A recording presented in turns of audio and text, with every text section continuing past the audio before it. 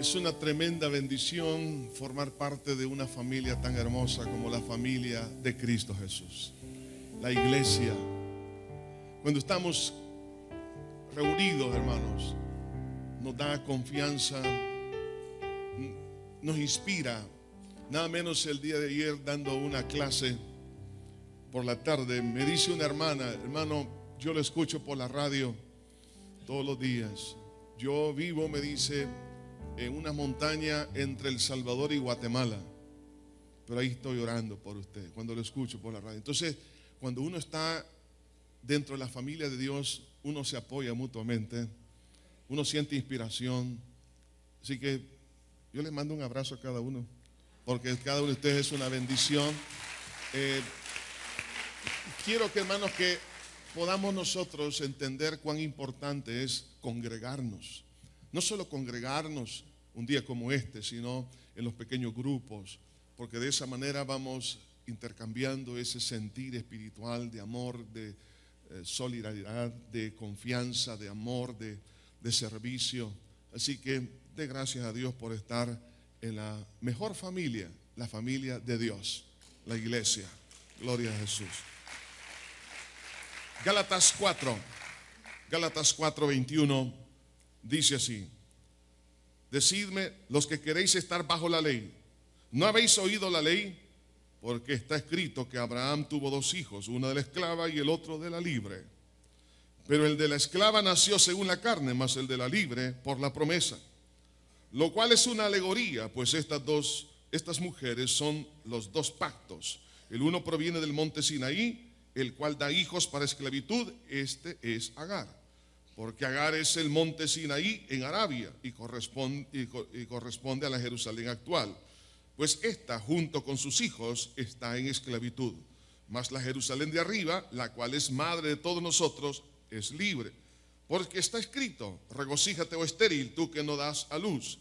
Prorrumpe en júbilo y clama, tú que no tienes dolor de parto, porque más son los hijos de la desolada que los de la que tiene marido. Así que, hermanos, nosotros como Isaac somos hijos de la promesa. Pero como entonces el que había nacido según la carne perseguía al que había nacido según el Espíritu, así también ahora. Mas, ¿qué dice la Escritura? Echa fuera a la esclava y a su hijo, porque no heredará el hijo de la esclava con el hijo de la libre. De manera, hermanos, que no somos hijos de la esclava, sino de la libre. Estad pues firmes en la libertad con que Cristo nos hizo libres, y no estéis otra vez sujetos al yugo de esclavitud. He aquí, yo Pablo os digo que si os circuncidáis, de nada os aprovecha Cristo. Y otra vez testifico a todo hombre que se circuncida, que está obligado a guardar toda la ley. De Cristo os desligasteis, los que por la ley os justificáis, de la gracia habéis caído. Señor, gracias por el poder que emana de tu santa palabra. Señor, una vez más pedimos que sea tu nombre santificado, mi Dios, en medio de tu pueblo. Que tu pueblo, Señor, sea bendecido. Ayúdame, mi Señor, a poder entregar este consejo de tu palabra, y que nuestro corazón, mi Dios, lo único, mi Dios, que debe de enfocarse sea en amarte, en adorarte, Señor, y así queremos que así sea. Y que el fruto del milagro que tú vas a hacer en esta hora traiga gloria a tu nombre. En Cristo Jesús. Amén y amén. Allá por el año 1850, en Inglaterra, había un hombre llamado George Mueller, un hombre de fe, un hombre de Dios, predicador fuera de serie, como también un gran hombre de compasión. Él había levantado un orfanatorio donde tenía muchos niños que no tenían, por supuesto, su padre, su madre, y no tenían alimentos. Pero una mañana se levantan para la hora del desayuno, pero George Mueller sabía que no había alimentos. Entonces, pero los platos estaban en la mesa, juntamente con los cubiertos, todo estaba listo. Sin embargo, lo único que faltaba era la comida. Pero George Mueller, a pesar de que él sabía que no habían alimentos, desafió a los niños a caminar por fe. Y se sentaron en la mesa para dar gracias a Dios por los alimentos que no estaban ahí, físicamente ahí, pero que Dios de alguna manera los iba a proveer. Y mientras los niños estaban orando, Señor, bendice estos alimentos que vamos a... Es que la fe es la certeza de lo que se espera, la convicción de lo que no se ve. Cuenta la historia que en ese momento que estaban orando, alguien toca la puerta del orfanatorio, y es un hombre que estaba dueño y andaba repartiendo la leche, pero su vehículo se le descompuso y quedó exactamente enfrente del lugar donde estaban esos niños. Entonces él dijo, bueno, si no llevo la leche a tiempo se va a echar a perder, y para que no se pierda voy a preguntar si quieren la leche aquí en el orfanatorio. ¿Casualidad? No, providencia de Dios. Dios tiene humor, me imagino que le desinfló una llanta o algo pasó, le desconectó un cable, que se detuvo el vehículo, porque Dios tenía el propósito. La fe de esos niños estaba atrayendo realmente el milagro. Y no solo eso, sino que de repente también, mientras estaban bajando la leche, ahora aparece un hombre ahí con una cantidad de pan, el panadero. En el proceso de hacer el pan, pues no, la forma del pan no era la que había él comercializado, sino que salió con un pequeño defecto de forma, pero no de estructura, en el sabor, todo estaba bien, no era un pan quemado, sino que la forma. Entonces él dijo, bueno, se lo voy a dejar a los niños ahí en el orfanatorio, voy a ver si lo quieren. Y los niños estaban orando, pidiendo al Señor, dándole gracias por el desayuno. Cuando Jesús tomó los 5 panes y los 2 pececillos, oiga bien esto, dice, dando gracias, los partió. Cuando usted y yo comenzamos a caminar por fe, Dios se encarga de multiplicar lo que no existe en nuestras manos. Dios se encarga de hacer maravillas. Este testimonio de George Mueller y de estos niños caminando por fe, la sencillez de la fe nos abre grandes oportunidades. Pero parece que a lo largo de nuestro caminar cristiano nos volvemos demasiado sofisticados. Hermanos, quizás la tecnología como que nos ha dañado un poco, porque estamos más confiados en lo que nosotros podemos hacer. Es más, hoy en día, por ejemplo, muchos estudiantes ya no saben cómo multiplicar ni cómo dividir, sacan la calculadora. Entonces todo lo quieren en una forma muy mecánica. En el mundo de la fe también algunos han dejado ya de confiar en Cristo como se debe de confiar, y hemos perdido esa sencillez de fe en Cristo, hermano. Y esto, por supuesto, porque han habido algunas ideas foráneas como filosofía, doctrina religiosa, que han influido en nuestra manera de pensar. La iglesia de los Gálatas, todo este sector, esta provincia de Galacia, había sido afectada por un aspecto doctrinal, pero mal interpretado, mal encauzado, con una malicia de desviar la fe sencilla en Cristo para ponerla en el pensamiento y en la capacidad humana. Y ellos empezaron a perder la libertad en Cristo, porque cuando se pierde la fe, se pierde el fluir de la gracia de Dios. Es por eso, hermanos, que quiero hablar en esta hora bajo el tema el poder liberador en la sencillez del Evangelio. El Evangelio es sencillo pero poderoso. Hermano, aunque Dios lo da de una manera que todos lo podamos comprender y lo podamos aplicar, no significa que es simple, es sencillo, pero es poderoso el Evangelio. Por eso Pablo decía, no me avergüenzo del Evangelio, porque es poder de Dios para salvación a todo aquel que cree. El Evangelio consiste en resultados. La pregunta es, ¿por qué algunos no tienen resultados de libertad? Más bien tienen resultados de esclavitud. El problema es que cuando se desvía la confianza sencilla en Cristo y se pone en el corazón, es decir, en la capacidad humana, entonces comenzamos a perder la libertad y se dan los frutos de la esclavitud, que es el fruto de la carne. Pero el que camina en fe comienza a manifestar el fruto de libertad, que es el fruto del Espíritu Santo. Por eso, hermanos, es menester que nosotros analicemos esto a la luz de dos grandes principios. En primer lugar, quiero que veamos el conflicto de fe entre la capacidad humana y la de Dios. Esta es una batalla antagónica, hermano, a lo largo de los siglos. El Señor Jesucristo en una oportunidad dijo, el que conmigo no recoge, es decir, el que no está en la fe en Cristo, desparrama. Entonces, cuando usted y yo desviamos nuestra confianza en Cristo, en lugar de almacenar, lo que hacemos es disipar. Comenzamos a perder en lugar de ganar. Y eso es lo que había pasado con la iglesia de los Gálatas. Empezaron a perder la libertad en Cristo. La espiritualidad comenzó a menguar. Recordemos el caso de los fariseos. Como en una manera, hermanos, maliciosa, vemos la intención de ellos para rivalizar contra el ministerio y la persona del Señor Jesús. Hermanos, es algo completamente ridículo tratar de competir contra Dios. Si nadie le puede ganar a Dios. ¿Qué significa entonces el fariseísmo? Que hoy en día también está presente y presente en todas partes del mundo. Sencillamente es el creer que yo puedo hacer las cosas que solo Dios puede hacer en mi vida.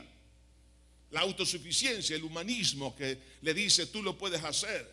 Y de alguna manera en el caminar cristiano nos hemos nosotros apartado de la fe sencilla en Cristo. Por eso ya no pedimos el pan nuestro de cada día. ¿Por qué? Sino que vamos al cajero automático y sacamos el dinero para buscar el pan. ¿Por qué no se lo pide a Dios? ¿Por qué en lugar, hermanos, de acudir a otras cosas, primero, ¿por qué no pedimos sabiduría a Dios antes de dar un paso?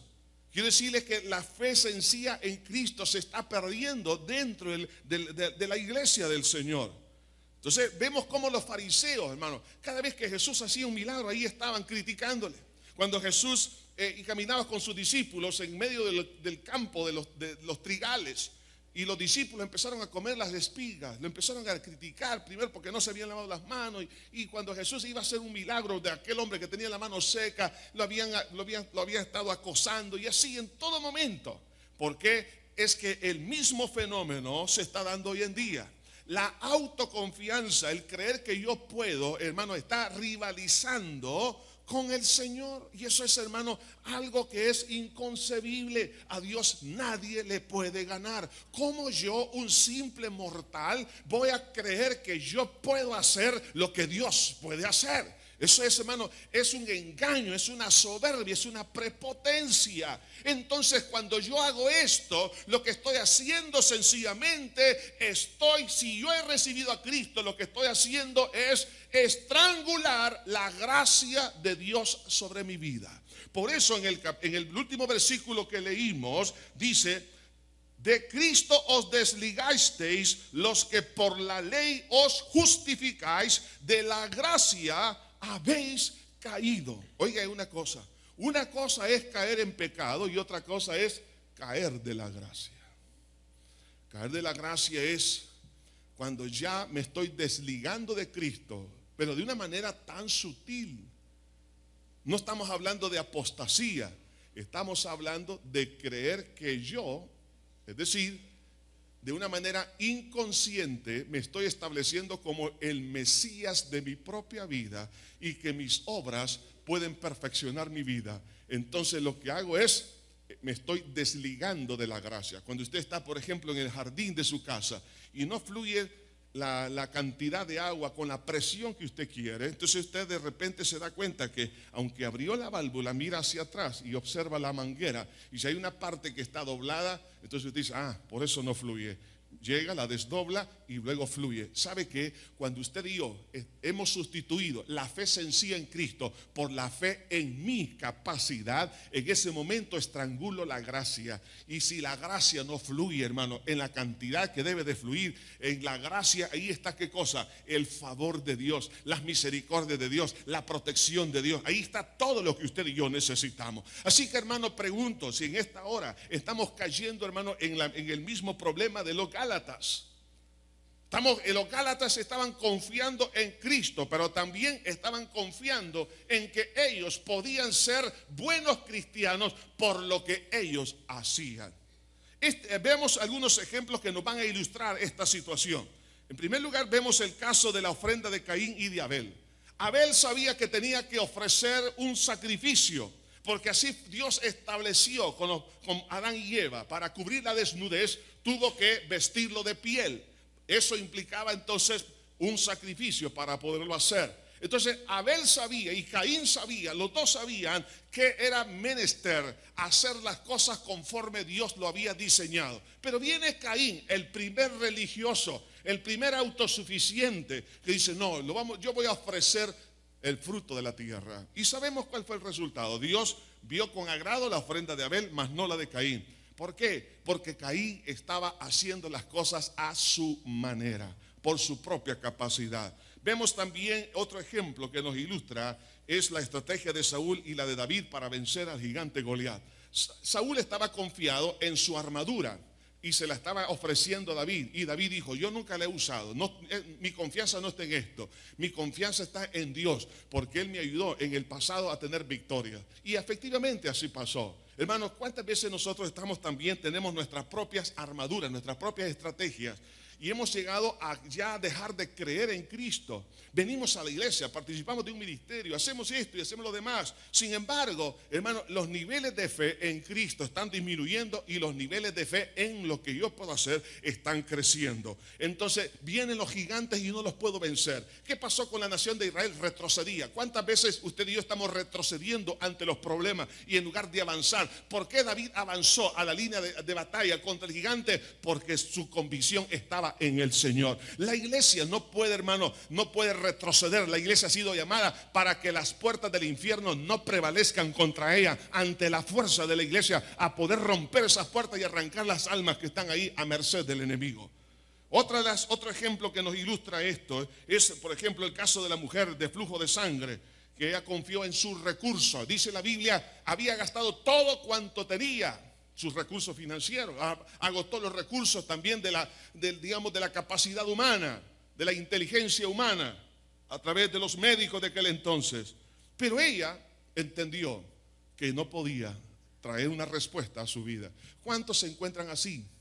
Quieren un milagro y están completamente frustrados, porque a pesar de todo su esfuerzo, se encuentran cada día peor, porque hay una esclavitud. Y usted dice, ¿pero por qué? Esta mujer entendió que no tenía que confiar en su capacidad, sino en Jesús. Por eso decía, si tan solamente tocase el borde de su manto, seré sana. Entonces ahí está la clave. Esta mujer, un tiempo, ella creyó en su capacidad, pero después creyó en la capacidad de Cristo. ¿Qué milagro necesita, hermano? Confíe en la capacidad que tiene el Señor Jesús, no en lo que usted puede. Vemos el caso también de Nicodemo. Como fariseo y maestro de Israel, él en un tiempo, pues por supuesto, confió en lo que él podía hacer para poder ser un hombre aceptable delante de los ojos de Dios. Sin embargo, Jesús le dijo, si no naces de nuevo, no puedes ver el reino de Dios. En otras palabras, todo lo que estás haciendo no tiene ningún mérito para que tú seas inocente delante de los ojos del Padre. Pero Nicodemo creyó en Cristo. Cuando Jesús muere y es sepultado, ¿quién era el que iba con 100 libras de especies aromáticas? Nicodemo.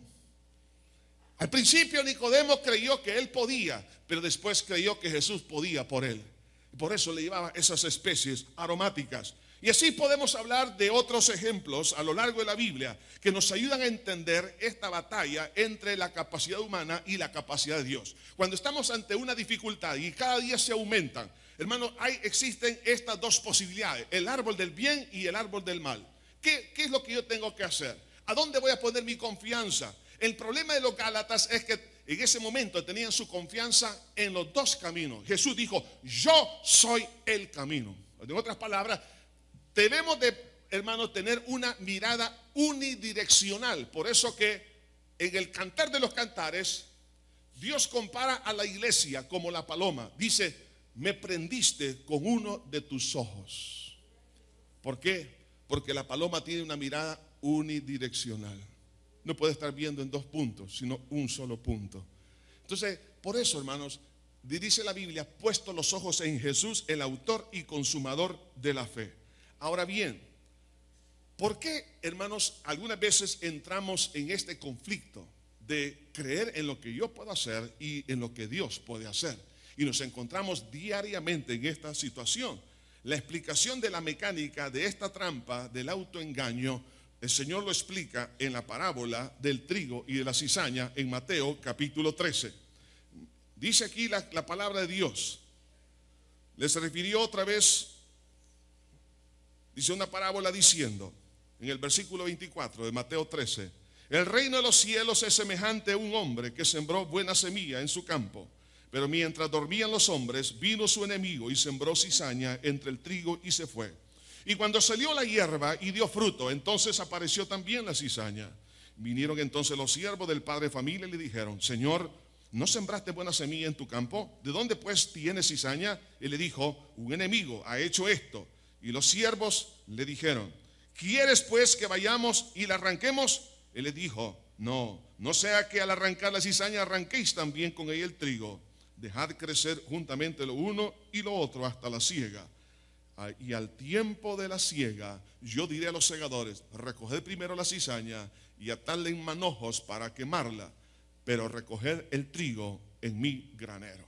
Aquí el Señor está tratando de ayudarnos a entender este fenómeno. ¿Por qué algunas veces nos desviamos en cuanto a nuestro punto de confianza? En primer lugar, hermanos, vemos aquí que nace, hermanos, de Satanás esta estrategia.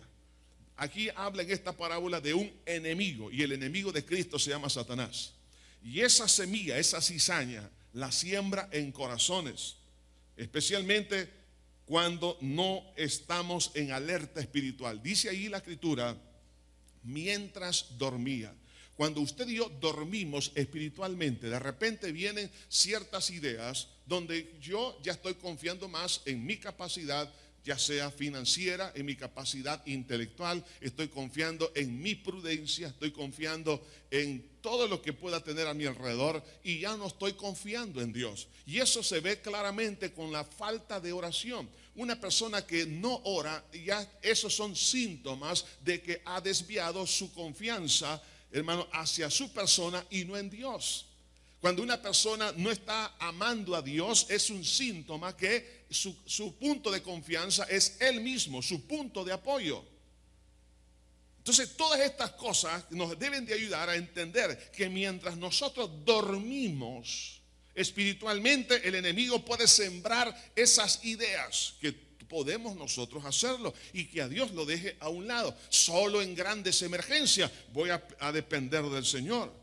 Y es un acto, hermanos, encubierto o hipócrita, porque dice: mientras dormías. Satanás nunca le va a presentar esto como algo así, digamos, muy maligno, dañino, no, sino en una forma escondida. ¿Y a través de qué? Especialmente a través de una falsa doctrina, como sucedió con los Gálatas. Venían los judaizantes, estamos hablando de hebreos que de alguna manera estaban tratando de hacer que la iglesia de Cristo, que ya vivía en libertad, volvieran a ser esclavos de la ley. Entonces, a través de doctrinas, a través de malas interpretaciones bíblicas, muchos han caído en este error. Tenga cuidado. Por ejemplo, una de las doctrinas que está dañando tanto, que es básicamente esto que estamos hablando, es la doctrina de la prosperidad. ¿Por qué? Porque la gente está confiando en lo que hace a través de dar. Hermano, mire, nosotros recibimos por lo que Cristo hizo en la cruz del Calvario, y todas las demás cosas vienen por añadidura a esa obra hermosa en la cruz del Calvario. Pero yo no voy a comprar las misericordias de Dios. Algunos creen que por dar dinero a algún proyecto van a recibir de parte de Dios grandes misericordias. Ese es un gravísimo insulto. ¿Sabe por qué? Porque, hermanos, todo es por gracia a través de la fe en Cristo Jesús. Yo no puedo comprar una sanidad, no puedo comprar la salvación de un ser querido, no puedo hacer absolutamente nada. Lo único que tengo que hacer es extender los brazos y decirle: gracias, Señor, tú me lo regalas todo en forma, hermano, maravillosa, llena de amor. Por gracia lo recibo a través de la fe. Entonces, hoy en día muchos por eso han caído, oiga esto, en esclavitud. Claro, como han doblado la manguera por donde fluye la gracia, entonces comienzan a experimentar síntomas de muerte. Es como cuando deja de fluir la sangre, por ejemplo, en el intestino delgado por causa de una hernia. Entonces, cuando la hernia se está estrangulando, las paredes del estómago, la parte muscular, le empieza a apretar el intestino. Entonces ya no fluye la sangre. Es como que si yo me aprieto un dedo, al ratito lo voy a tener morado. Y si lo aprieto, más morado. Entonces, si no fluye la sangre, puede caer gangrena. Y es ahí donde entonces vienen los médicos y empiezan a cortar grandes pedazos de intestino, porque eso está muerto. ¿Por qué? Porque ya no hubo flujo sanguíneo. De igual manera, cuando nosotros estrangulamos la gracia, ¿cómo la voy a estrangular si yo la quiero? No nos damos cuenta. Tenga cuidado con esto. La podemos estrangular cuando yo me vuelvo autosuficiente y no me he dado cuenta, y de repente le digo: Señor, me está cayendo gangrena en mi amor. En lugar de amar, ahora estoy odiando. De repente usted comienza a ver, hermano, que se está necrosando una parte, por ejemplo, de la paz. Ya no tiene paz y no solamente tiene odio, ya vive en intranquilidad. En todas las áreas de la vida hay síntomas de muerte, es decir, esclavitud. El fruto de la carne básicamente es la evidencia de la pérdida de libertad. Es decir, cuando empieza a aparecer el adulterio, la fornicación, la inmundicia, la lujuria, la lascivia, las detracciones, todo lo que menciona Gálatas capítulo 5, hermano, la borrachera, los pleitos, las rivalidades, los celos, las envidias y todo esto, y una cantidad de pecados aún dentro de la iglesia, y usted a lo mejor no se ha dado cuenta, y usted dice: pero ¿por qué, Señor? Si yo nunca pensé que esto me iba a pasar. Entonces el Señor a lo mejor nos dice: mira hacia atrás, ¿cómo tienes la manguera? Has aplastado la gracia y ya no fluye la vida de Cristo. Entonces ahí es ahí donde empiezan algunos a perder su libertad. Por eso que, hermano, debemos de tener mucho cuidado. Satanás es sumamente astuto. Le va a decir como a Eva, a Eva era en sí misma, era perfecta. Pero a los perfectos también Satanás los puede engañar. La engañó diciéndole: mira, el día que comas de este fruto seréis como Dios. En otras palabras, tú puedes, Eva. No necesitas. A Dios tenlo ahí, está bien. Si cree en Él, está bien, no hay problema. Pero mira, no lo tomes en cuenta en los detalles de tu vida. Cuando Dios dice en su palabra: no me llamarás a mí guiador de tu juventud. No dice la Biblia: acuérdate de tu Creador en los días de tu juventud, antes que vengan los días malos. ¿Cuáles son esos días malos? Cuando ya la hernia está estrangulada. ¿Por qué nosotros siempre estamos ahí? Señor, ahora ayúdame, como Pedro. Señor, sálvame. Es que el problema es que hemos, hermano, perdido la sencillez de un niño, de creer en Cristo Jesús. Y nos hemos complicado tanto y creemos que nosotros podemos hacerlo.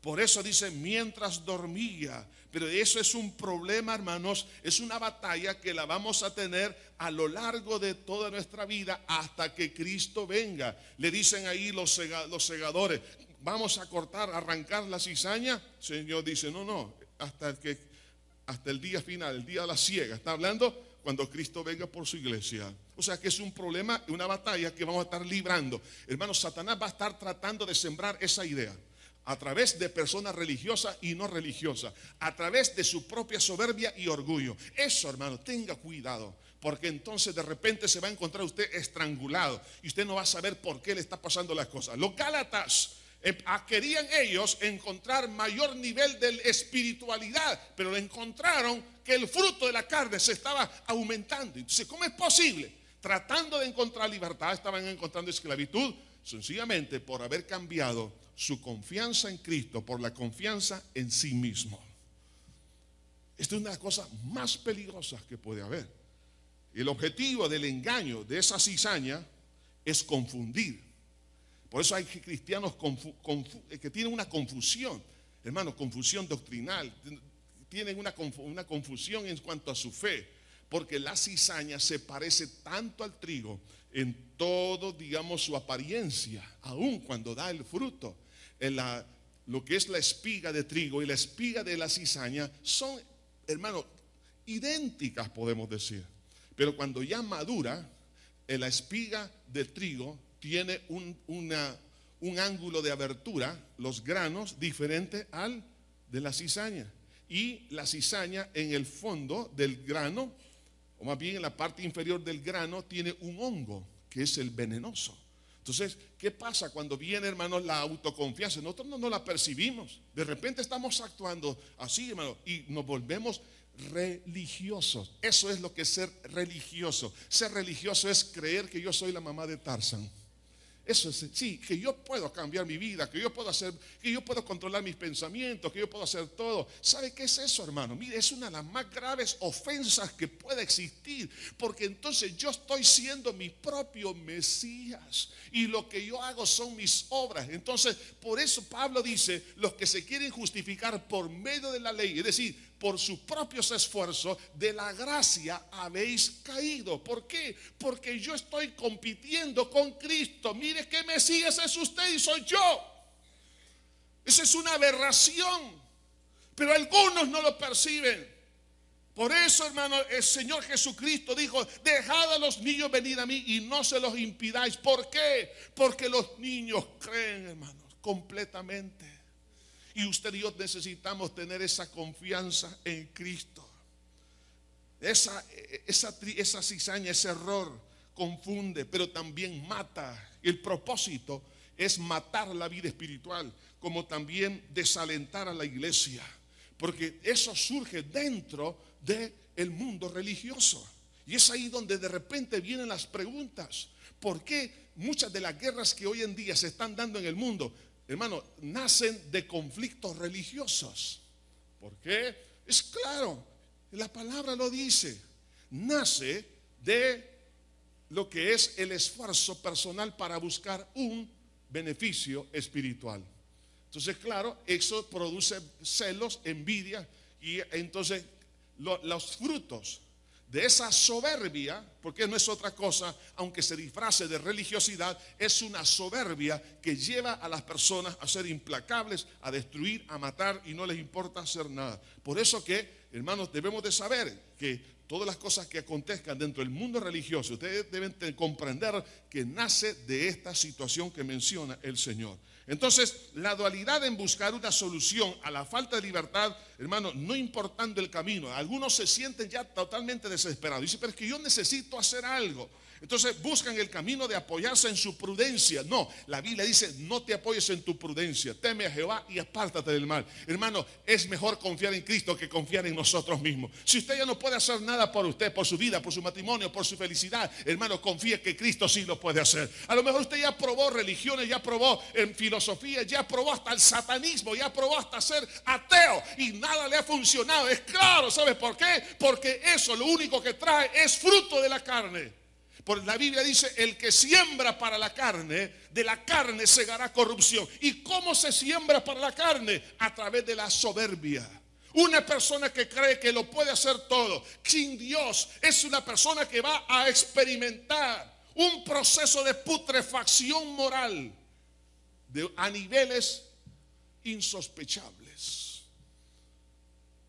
Y algunos dicen, pero es que, ¿cómo es que la persona llegó a este punto? No, el problema fue que dobló la manguera de la gracia de Dios. Entonces tengo que apoyarme en la capacidad que tengo en Cristo Jesús. Esto entonces nos lleva a entender, hermanos, que el poder del evangelio está en creer que Jesús todo lo hizo por mi libertad. El evangelio es muy sencillo, pero parece que nos hemos descuidado de esa sencillez, pero poderosa del evangelio. Todo es por fe, todo es por la gracia, pero de repente nos hemos desviado de esa firme convicción. Y es aquí donde entonces necesitamos ver, hermanos, que la causa, hermanos, de las personas que entran en una vida religiosa comienza por la influencia doctrinal, hermanos, errada, equivocada. Eso pasó con los Gálatas. Llegaron a decirle a los Gálatas, bueno, si quieren ser perfeccionados, quieren ser espirituales, entonces vamos a depender de lo que nosotros podemos hacer. Parecía todo eso tan bonito. Como hoy en día, miren, en un país de aquí de América Latina, estaba predicando en un lugar, y de repente en el altar había unas cajas. Y cuando el predicador decía algo que, digamos que era como una promesa de Dios, leyendo o él dando alguna palabra, y la gente decía, yo quiero esto, traía dinero y depositaba dinero ahí, se levantaban y luego se sentaban, y así estaban. Entonces yo dije, bueno, ¿y por qué lo hacen? Después me di cuenta que ellos, al recibir, digamos, al estar escuchando esa palabra y querían lo que el predicador estaba diciendo, ellos iban a dejar dinero para recibir esa promesa. Y yo dije, Dios mío, esta es una aberración. Hermanos, ¿sabe qué es lo que estamos cayendo? En algunos casos estamos cayendo en las indulgencias evangélicas. El error que se cometió en la Edad Media, donde Teodoro Tesel se inventó las indulgencias para que él decía que en el momento que la moneda cae en el fondo del recipiente, en ese momento le es perdonado un pecado. Ya no se diga si construye una catedral, ya tiene el perdón y la vida eterna. Entonces, claro, es una terrible mentira. Entonces, ahora en día están cayendo algunos en esa situación. ¿Por qué? Porque existe una manipulación doctrinal. Eso es, hermano, de lo que debemos de tener cuidado. Hermano, lo que está escrito, está escrito. Jesús, cuando muere en la cruz del Calvario, Él dijo, consumado es. En otras palabras, yo ya lo hice por ti. Cuando Cristo muere en la cruz del Calvario, muere por sus pecados. Usted no tiene que pagar, no tiene que hacer nada, solo recibir por la fe el perdón de pecados en la sangre que Cristo derramó. En el cuerpo de Cristo el Señor llevó sus enfermedades. No tiene que pagar por un milagro. Jesús lo pagó y por la fe puede recibir, porque por su llaga fuimos nosotros curados. En el cuerpo de Cristo en la cruz del Calvario el Señor llevó nuestra vieja naturaleza para tener victoria sobre nuestros instintos. Entonces yo no tengo que acudir a otro tipo de disciplina, sino a lo que Cristo hizo. Si usted quiere ver la victoria de Cristo sobre los demonios que de alguna manera quizás lo están hostigando, crea que Cristo dice su palabra y exhibió a los principados y a las potestades, los exhibió públicamente, triunfando sobre ellos en la cruz del Calvario. No hay nada que Cristo no haya vencido en la cruz del Calvario. Por eso, por nuestra incapacidad, por nuestra impotencia, por nuestra necedad, Cristo vino, hermano, para que usted y yo seamos libres por medio de la fe en la gracia que nos es en Cristo Jesús. Esa es la sencillez, pero es poderosa. Pero otra forma que algunos entran en el mundo de la religiosidad no es solamente por la distorsión doctrinal, sino por el orgullo y la autosuficiencia, como pasó con Eva. Y de estas dos cosas tenemos que cuidarnos. Ahora, la explicación de la alegoría de los dos pactos que vemos aquí en el versículo 21, dice la escritura, aquí habla de dos mujeres, habla de Agar y habla de Sara. Dice ahí claramente que es una alegoría, versículo 24, la cual dice es una alegoría, pues estas mujeres son los dos pactos. ¿Qué significa la alegoría de Agar? Significa la religiosidad o el esfuerzo propio. Y la alegoría de Sara significa el esfuerzo de Dios a nuestro favor. Es decir, los dos árboles, una vez más, en nuestra vida. El árbol de la ciencia del bien y del mal y el árbol de la vida. Es decir, la confianza en mi capacidad o la confianza en Dios. Esto vamos a tenerlo a lo largo de nuestra vida. Vemos ahí entonces que la religiosidad, es decir, el esfuerzo propio, ¿de dónde nace? Nace de la carne. Agar era esclava y el hijo que dio como resultado fue un esclavo. Por eso dice el versículo 24 y al 25, que los hijos de la esclava pues nacen esclavos. Jesús dijo, lo que es nacido de la carne, carne es. Es decir, hermano, todo aquello que surge de nuestras ideas nunca va a producir libertad. Lo que nace del corazón de Dios, eso es lo que trae libertad. El evangelio, hermanos, es realmente la medicina de Dios para las naciones. Pero no es, hermano, el hecho de que nosotros confiemos en nuestra capacidad. ¿Cuál fue el objetivo de la ley en el Antiguo Testamento? ¿Por qué fracasaron los judíos en esto? Porque el propósito de la ley era diagnosticar, que nosotros nos diéramos cuenta que somos pecadores y que yo no puedo. Ese fue el propósito. Si un médico a usted le entrega, por ejemplo, un diagnóstico y le dicen, bueno, mira, los exámenes de laboratorio dice que tienes el azúcar a 3000, los triglicéridos a 1500. Y entonces, bueno, usted se queda con el diagnóstico y agarra ese papel y lo tira en una licuadora y lo empieza a batir y luego se lo toma, no le hace nada. Si se toma el medicamento contra los triglicéridos, colesterol y para bajar el azúcar, es otra cosa. El error, hermanos, fue que el diagnóstico, es decir, la ley me hace ver a mí que yo soy incapaz. ¿Pero para qué? Para que yo acuda al médico. ¿Quién es el médico? Y la medicina, Jesús.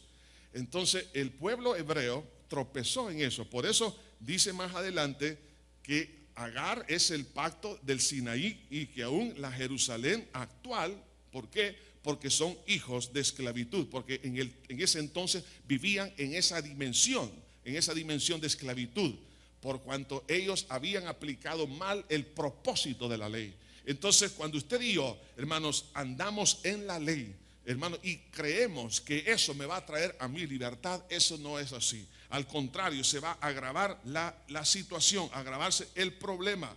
Entonces, yo tengo que entender que si ando en esta dimensión de confiar en mí mismo, lo voy a notar. ¿Cómo? A través del fruto de la carne. Si en la carne, por ejemplo, hermano, si de repente usted comienza a notar en su vida estas cosas: 1, adulterio, fornicación, inmundicia, lascivia, idolatría, hechicería, enemistades, pleitos. Pregunto, ¿habrá alguien que le encantan los pleitos? Y esa es su pasión. Celos, los celos. No solo profesionales, sino celos en el matrimonio, celos de un hijo, una hija, etc. Iras, es decir, la persona es explosiva. Contiendas, disensiones, herejías. ¿Qué dice? Herejías no es otra cosa que opiniones voluntariosas sobre lo que dice la palabra. O sea, distorsión de la interpretación bíblica. Hermano, envidias, homicidios, borracheras, orgías y cosas semejantes a estas. Si alguien ha notado alguna cosa de estas que lo está esclavizando, ¿qué le está diciendo? El problema es que usted ya se desvió de su confianza en Cristo. Por eso hay que mirar hacia atrás. Entonces, es necesario que entendamos que yo debo de caminar por la fe, que Cristo me ayuda a tener victoria. Y no debo de confiar en mí mismo, sino en el Señor. Entonces vemos que la alegoría de Sara no es otra cosa que el esfuerzo de Dios a favor nuestro. Es decir, lo que Cristo hizo en la cruz del Calvario. Isaac, hermanos, nace por un milagro. Dios le dio fuerzas a Sara y a Abraham, y Isaac fue un milagro. Fue idea de Dios, y Dios hizo que eso realmente fuera algo real. Hermano, de igual manera, el plan de salvación nace en el corazón de Dios. No nace en ningún ser humano, nace en el corazón de Dios. Y es Dios quien hizo el milagro. Cuando Jesús nace de una virgen y nace en este mundo, y a través de su cuerpo y a través de su resurrección, usted y yo somos justificados delante de Él. Esa es una obra maravillosa de Dios. El objetivo es que Cristo reine y que Él sea nuestro redentor. Hermano, así como en ese entonces Ismael molestaba y perseguía a Isaac. Dice Pablo aquí en el versículo 29. Pero como entonces el que había nacido según la carne perseguía al que había nacido según el Espíritu, así también ahora. ¿Qué significa esto? Que todo lo que nace de la mente humana va a perseguir la idea y el plan y la revelación de Dios. Les voy a poner un ejemplo. Recibo en mi correo electrónico una noticia de un hombre que a la edad de los 19 años aceptó a Cristo en el país de Irán. Yo no sé si esta semana o en la próxima semana lo van a ejecutar por el pecado de apostasía. ¿Quién lo está haciendo? Los hijos de Agar. ¿Por qué? Porque el que nace en esclavitud persigue a quienes persiguen a los que tienen el plan, la idea, la salvación en Cristo Jesús.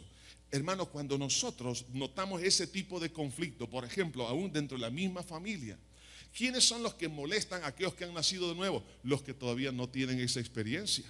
Y usted dice, pero ¿y por qué? Ahora que me estoy componiendo, dicen algunos.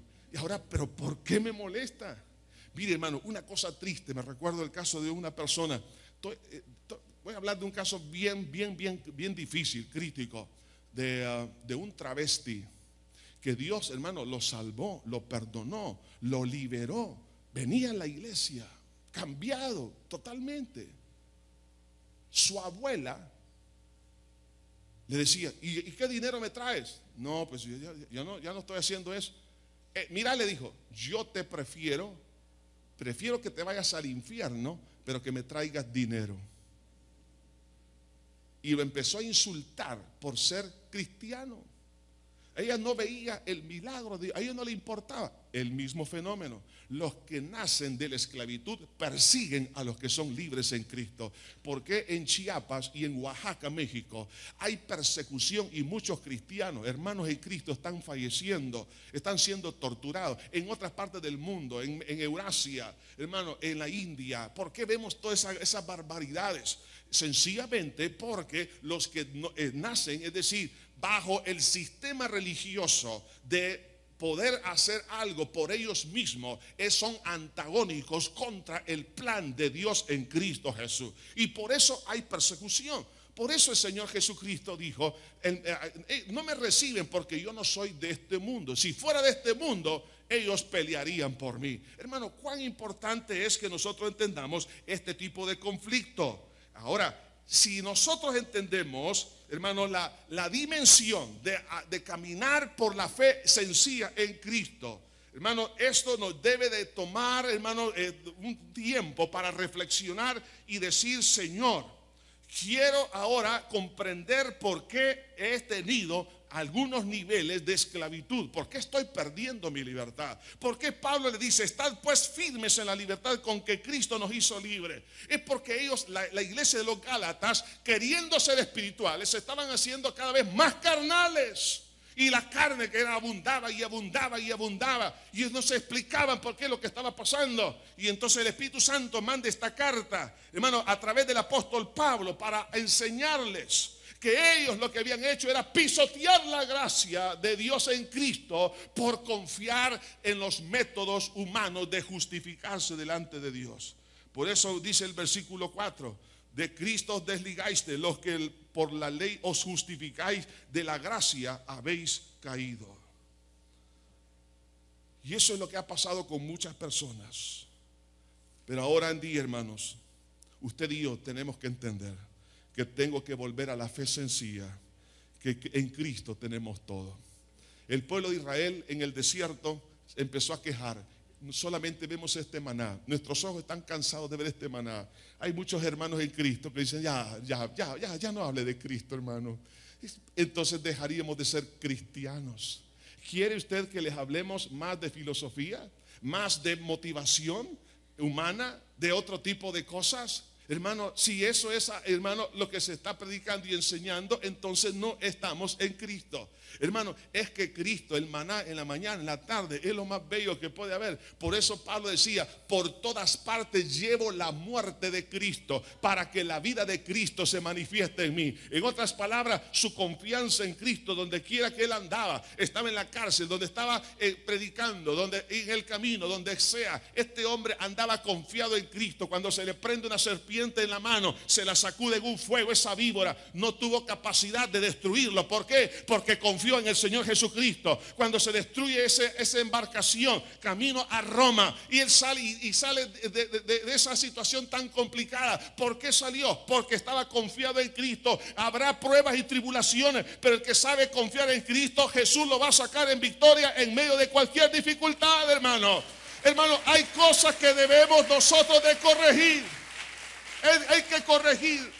Por eso no hay nada más grandioso que confiar en Jesús. Cuando usted y yo participamos de los elementos de la Santa Cena, no debe de ser un aspecto religioso, algo mecánico. Significa, cuando Jesús dijo, y esto lo haréis en memoria de mí. ¿Qué significa? En confianza completa que yo gané por ti la victoria. Tengo en ti todo lo que tú necesitas. Eso nos debe de dar, hermanos, seguridad. La sencillez de la fe de Natanael hizo que Jesús le dijese, cosas mayores que esta veréis. La sencillez de la fe de Bartimeo el ciego, cuando le dijo a Jesús, Jesús, hijo de David, ten misericordia de mí. Jesús lo manda a llamar y le pregunta, ¿qué quieres? No porque Jesús necesitaba saber qué quería, sino para que todos los que estaban ahí oyeran, que reciba la vista. Jesús lo sanó y le siguió gozoso por el camino. Una fe sencilla. Vemos la fe sencilla también de la mujer de flujo de sangre. Al tocar el borde del vestido de Cristo, ella fue sanada. La sencillez de la fe del ladrón que moría al lado de Cristo cuando le dijo, acuérdate de mí cuando vengas en tu reino. Jesús le dijo, de cierto os digo, hoy estarás conmigo en el paraíso. Este ladrón ni siquiera tuvo tiempo de bautizarse, ni de ir a hacer buenas obras, ni de irle a pedir perdón a medio mundo. Hermano, este hombre confió que Cristo estaba llevando todas sus fechorías y ahora cambió su destino.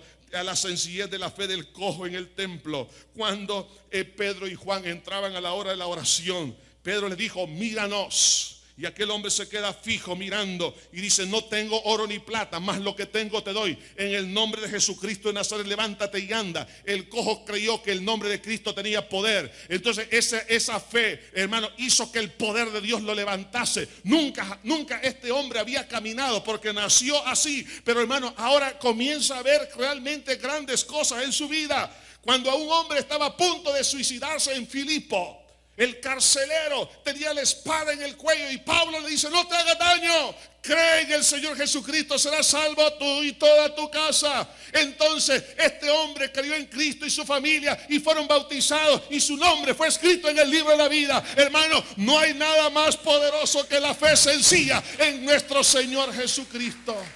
No deje que nada ni nadie le quite su convicción. La fe en Cristo es todo lo que necesitamos. Padre, ante ti estamos en esta hora, reconociendo nuestra necesidad espiritual. Perdónanos por todos nuestros pecados, Señor, con los cuales te hemos ofendido. Si usted en esta hora, usted ha probado una y otra cosa para encontrar libertad, al contrario, ha visto en su experiencia diaria esclavitud, cada día está más atado, más amarrado,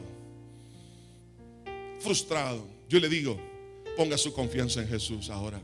Si usted está dispuesto a salir de esas cadenas, diga conmigo esta oración donde quiera que usted se encuentre. Esté en su casa, en el camino, esté en este lugar. Diga conmigo, Padre eterno que estás en los cielos, me arrepiento de todo corazón de todos mis pecados. He tratado de cambiar y no he podido. Cada vez estoy peor. Perdóname, Señor. No solamente por mi cadena de pecados, sino por mi soberbia de creer que yo puedo cambiar a expensas propias. perdóname. Ahora entiendo que tú eres el médico divino. Vengo a ti, Señor, pidiéndote perdón de todo corazón por todos mis pecados. Creo que moriste por mí en la cruz para perdonarme y hacer de mí una nueva criatura. Gracias, Señor. Gracias, Señor, por tu amor, por tu poder. Te recibo en mi corazón como mi único Salvador y Señor de mi vida. Gracias. Siga orando con sus propias palabras. Ahora, Señor, que vamos a participar de estos elementos de la Santa Cena. Que cada uno tome a bien confiar únicamente en ti. Que no exista